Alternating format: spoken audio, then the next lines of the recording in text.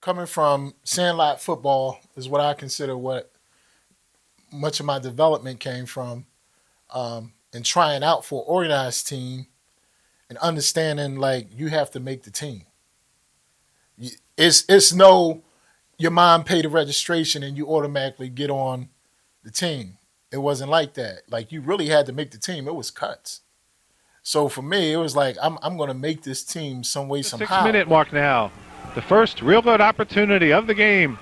Jones, nowhere. Marcus Godfrey bursts through the line, drops him for maybe a loss of 1. A bull in the ring is a circle of the players on the team. You make a circle and you put one guy in the middle. And the coach go around and give you numbers in your ear, whisper it, because the guy in the middle don't know which number you are. And once the coach tell you get to chopping and you in the middle, you get to chopping. And when you chopping, you just don't look. One is coming from behind. He gonna knock the dog shit out of you. Two's coming. 5, 20. So it's like rapid fire. And you gotta man up, you gotta be tough. And I just seeing like and Omar was saliving out the mouth. 2nd and goal. Godfrey still on his feet, and he is in for the touchdown. How about that? Marcus Godfrey, the senior from Philadelphia.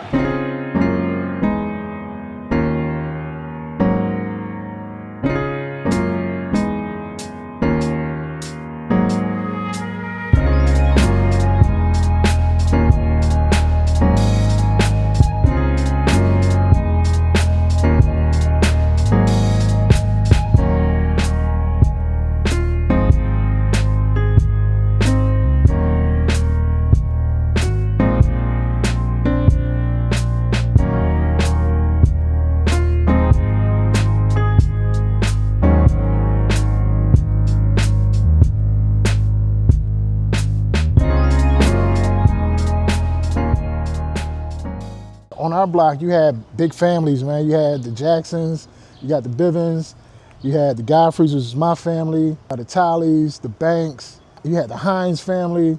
So every family on this block is pretty much still here. Like my family is no longer on the block, but so back here you got Curveball Street and all back around by the entrance of the depot. Man, Reggie and Morris, Kennedy and all them, they was from that side.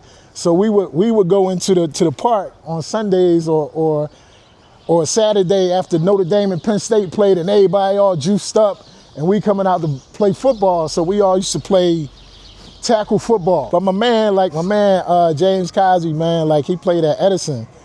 Like either from this neighborhood, you either went to, after middle school, you went to Alney or Edison.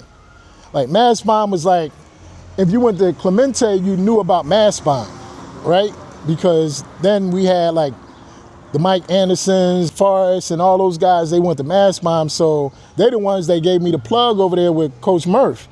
So when they knew we was coming in, me, Micah Freeman, Ulysses Shaw from the BAM, RP BAM, they already told the coach like, yo, we got some young boys that's going to contribute when they get here.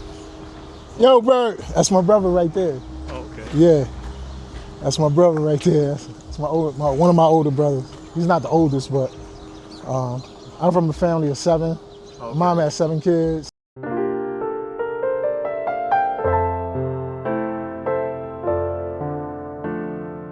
Oh man, that was Lil Joe.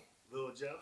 Stumpy. As grandkids, y'all called him Lil Joe? No, that's what his friends called him, Lil Joe. Joe. I wouldn't dare call my grandfather Lil Joe, No, man. that's what I mean. So he was a discipline. He was a discipline in the house. Right. You know what I mean? So what did y'all refer to him, like a pop? so grandpa. Oh, grandpa. This is grandpa. This where the uprooting of the branch where I was, raised at. The house got, tore down because the trees back here you can see. And if my grandfather knew what it was going to be, he probably wouldn't have invested his money in the property. My grandfather was hardworking, man. Came up from the South. He had took my mom and my uncle, who were his 2 kids, from my grandmother from down North Carolina. We from Red Springs, North Carolina, my maternal side and my paternal side. So they met down in North Carolina. had kids, and my grandfather felt like he wanted to make a better life for himself, so he just grabbed his son and his daughter, my uncle and my mom, and brought them up to Philly. And they stayed with my aunt for a while, my grandfather's sister. Um, and then he, worked enough to save up money to get a house. And that was, 3826 North 10th Street. But a lot of the trees grew up from the ground and pushed the foundation up. And then the city had to come tear them down. So it's not just our house that was here, but next door was Niambi, and then Miss Otzi. Miss Otzi was a staple in the community too. Yeah, man, he felt like he had now his own domain to, shelter his kids and his grandkids, and he didn't beg or borrow from nobody. He got it from the muscle, and I think part of my work ethic derived from that. Just seeing him go to work every day, earn his Cadillac. 'Cause he had a couple Cadillacs. He had a white one and Coupe de Ville, and then he had a powder blue one. Yeah, So we just tell them how it was on the block, growing up. Man, this was crazy. This is really the strip here. Right. I told him it's good. It's good. Yeah. A lot of good memories. You got some that is tough memories. This house right over here, like when I say like white flight.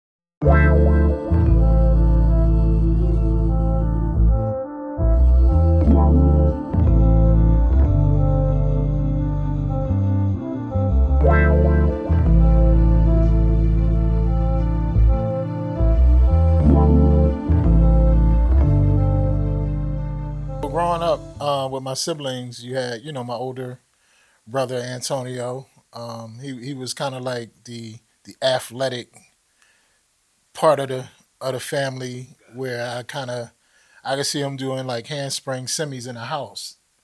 Like now I look back on it, the house wasn't that big, but I'm like, yo, how the heck in the living room? Down like we had carpet and we had the runner. He would do a round off handspring semi in the house. And nah, my brother, he's about. I'm taller than him now, but to me, at that young age, he felt like he was a giant. Right. My brother my brother Kenyon, he's the prankster, the jokester. So both of them used to get into it. They used to get a little squabbling going on in the house, and my mom used to yeah, yo, break it up, like. Right. So I just used to just watch it, like just the dynamics of brotherhood. But at the end of the day, they loved each other, and that's what happens in big households.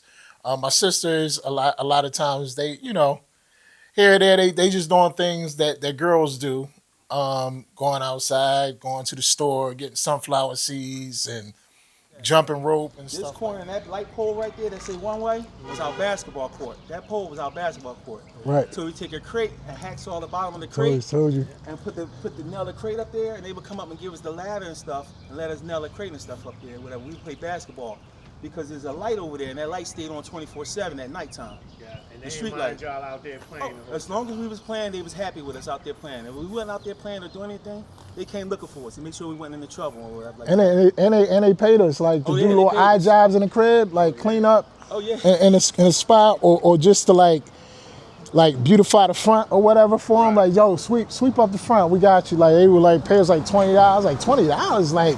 Back then, we was kids. Yeah, we was good. Like so that alone kind of showed like you can come to a neighborhood and not like be the majority ethnicity in the neighborhood, but if you gel with everybody and respect them, and then especially young teenagers, adolescent males in particular, you got them, you cool. Ain't nobody gonna bother you. Or making money back then, mid '80s, late '80s, early '90s. You had businesses that existed in the neighborhood that are no longer there now, but back then we were fortunate enough that I can go down to the corner store, and the store owner, because he see me frequently coming to get $1 worth of cheese. Back then you can go and get $1 worth of cheese or get credit. Right. And he'll just start saying like he'll see like, yo, you're a good kid, come and stock the shelves for me. or load up the sodas into the refrigerator for me and you can have a free one, to now load them up and I'm going to pay you for it. But you had respect for everybody. Like, Hey, bro. as a young, what's up, Ro? So as a youngin', you would run errands for man Angel, old head on Percy Street, had a lot of money. Right. Yo, run up to the area and get me a Sergio Tacchini sweat, whatever you think is fly, young boy. All right, cool. Come back. He's like, keep the change. It's like $200. I'm like, bet. Yeah, for some odd reason, growing up in Hunting Park, man, like we didn't have organized football. We didn't have the Aztecs organization there. I wish we did, but we didn't. We just made do with what we had.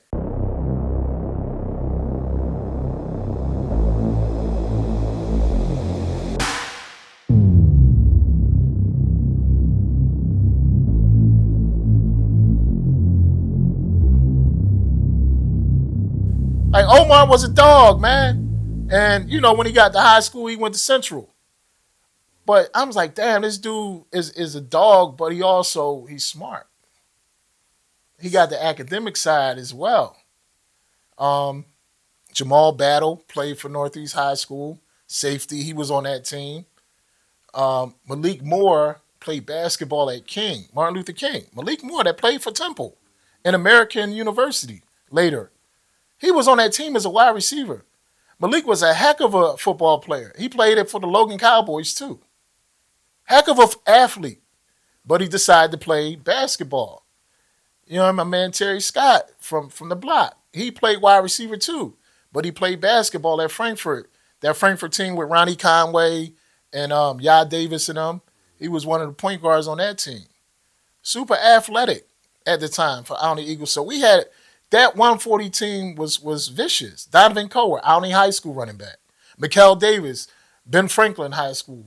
Like, we had athletes, and to make that team, it's like, yo, you that dude. But I never forget, like, I always said, when I get to high school, I'm gonna play running back. Like, yeah, I'll play D tackle for now, and but when I get to high school, it's gonna be running back.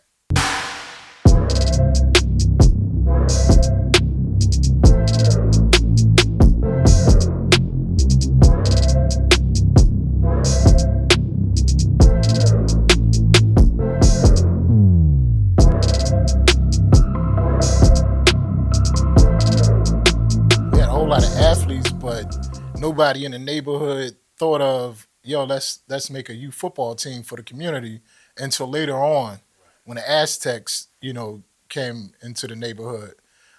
So for us watching college football, I was big on Penn State, Notre Dame. Those two teams back and forth was kind of, I just stayed neutral when they played each other. You know what I mean? When, you know, Demetrius Du Bois and all those guys was there, Kenjana Carter and all them. So we would watch the games, and for some odd reason, everybody would find themselves outside after the college football games ended. Tackle, that's where I learned my toughness. I really didn't play organized football only for I didn't even play a whole season at Alney Eagles. And shout out my man Dal Jones, because his mom, Miss Lynn, R.I.P. Miss Lynn Jones, man, she used to work for the district, and she worked at Edison. And in the process of taking Dal, every time I see Dal in his Alney Eagles uniform, I was like, damn, like, I wish I can, you know, get in the pickup truck and go. And then one day, Miss Lynn saw me and my man Terry, so Terry Scott, so he's part of the Bivens family. And she saw us on the side of the street hooping, playing ball down on Butler, right around the corner on a milk crate. We used to nail the milk crates to the pole. And Miss Lynn was like, y'all want to play football? We was like, yeah, come on, tell your mom. So we both ran, told our mom, yo, Miss Lynn gonna go take us a tryout for Alney Eagles. So boom, the rest was done. So she would take us every day in a pickup truck with Dal and play for Alney Eagles. Like, I only could afford my cleats. So, you know what I mean? I kept asking my pop, like, yo, like, I need money for the rest of the equipment. I already paid for the registration, but he stalled on it, and I made the team. So you had Mikel Davis on that team, who was a running back. You had Antoine Brown that played with me at Mass Bomb. You had Donovan Cowart that played running back at Alney Eagles. You had Omar Barlow. Yo, Barlow was a beast. Yo, Omar Barlow was like a maniac. Like I thought I was tough. Like, and I only made the team as defensive tackle. Like, even you was athletic, they respected it, but they had the running back positions in youth football sold up. Like it was like, nah, that's Mikal. Mikal played running back. He at camp. I was like, how's somebody trying out for a team and already got a spot? But when he came, I was like, oh yeah, he good. But I ain't let that deter me. I was like, once I get to high school, I get to show what I can do in playing running back. And a lot of the guys from the neighborhood playing in the park, like all of the older dudes, they was like, yo, Shorty can take a hit and keep moving. Like these are grown men I'm playing with. So a lot of my toughness came from playing with grown men.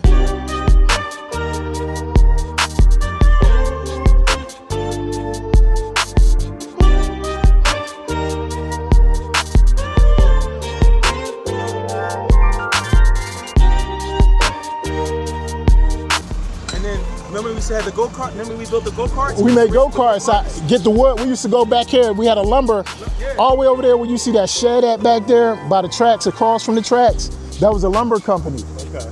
So we used to go get wood from over there, bring it over here, get big wheels, cut the big wheels. Big wheels? Right. Cut the back of the big wheels and use it for the, nails and everything and make them right here. You take a crate, a milk crate, cut the milk crate out. Cut the milk crate to be your seat. So you can sit, so your back and put some pillows down. You know what I mean? And then somebody would push you while you had your rope to steer.